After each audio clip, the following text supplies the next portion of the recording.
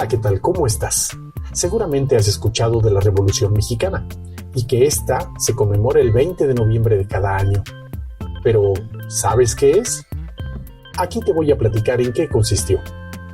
La Revolución Mexicana duró muchos años, pero se conmemora el día 20 de noviembre porque esa fue la fecha en la que se convocó a los mexicanos mediante el Plan de San Luis a levantarse en armas para terminar con la dictadura de Porfirio Díaz. Francisco I. Madero lideró el movimiento que se oponía a la reelección del general Porfirio Díaz a la presidencia después de 30 años en el poder. Su lema era sufragio efectivo, no reelección, pues sufragio significa voto, y el propósito era que el voto de los mexicanos realmente valiera al momento de elegir a sus gobernantes sin que éste se pudiera reelegir.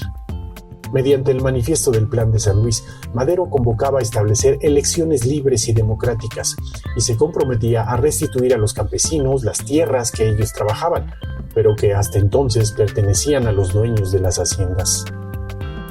En esa época había un descontento de los obreros y campesinos por las pésimas condiciones en que vivían durante el porfiriato. Este movimiento transformó al país y Porfirio Díaz renunció a la presidencia en México el 25 de mayo de 1911.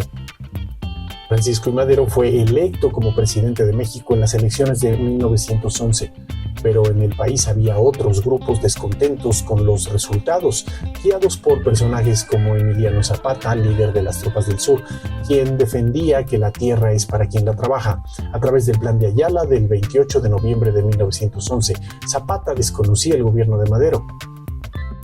Para febrero de 1913, el gobierno de Madero recibió un golpe militar conocido como la Decena Trágica.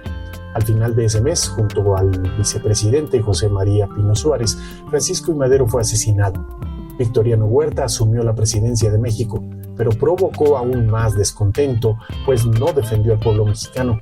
Con el ejército constitucionalista, Venustiano Carranza y Francisco Villa se enfrentaron a Huerta e impulsaron que renunciara a la presidencia en julio de 1914.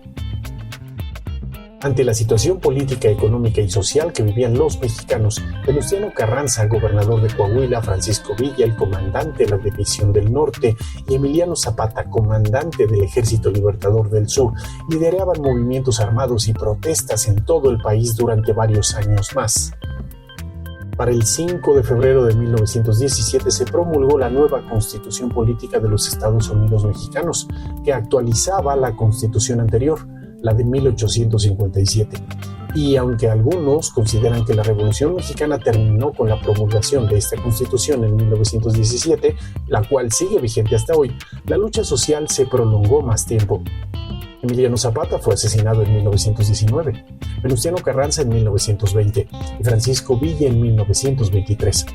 Hay quienes aceptan que la Revolución Mexicana terminó el 1 de diciembre de 1920, cuando Álvaro Obregón asumió la presidencia del país.